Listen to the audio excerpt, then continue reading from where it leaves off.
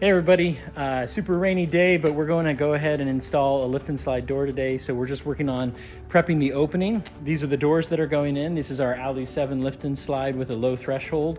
And this is the opening that we've created. This is a remodel application.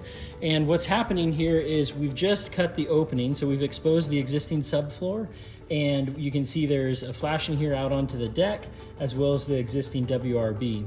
This isn't how we would recommend doing it now. You can see there's no rain screen on this building, but in this project, we're not residing the entire structure, so we're just gonna tie back into the WRB. So we're gonna clean all this up, then we'll come back and we'll flash it, and then we're gonna install the door.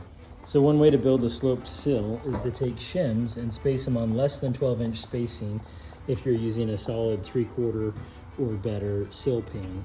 So we're gonna go ahead and shim these, we'll tape them in place, then put the sill on top of it, and then we'll reverse shim when we put the door in so that the threshold stays level. Okay, so we've got our sill sloped here. So we have the shims underneath it, and then we've screwed through it, and you can see that there's a nice slope to the exterior.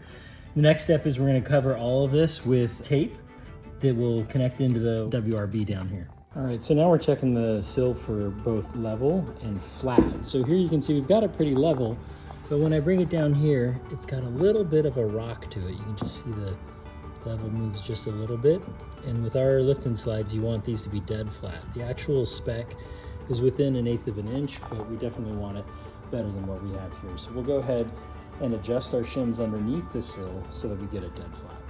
So now that we've got the door installed and in position, we put goosh underneath the threshold. We want to take a laser and come back and actually check that the track that the door runs on is perfectly level. So even though we leveled our sill, when we set the door, it ended up that we had an 1/8 out here. And so we had to go ahead and shim it. And you want to shim it with a very close spacing so that the door is fully supported along the edge. If you do that, then your door is going to slide just like butter.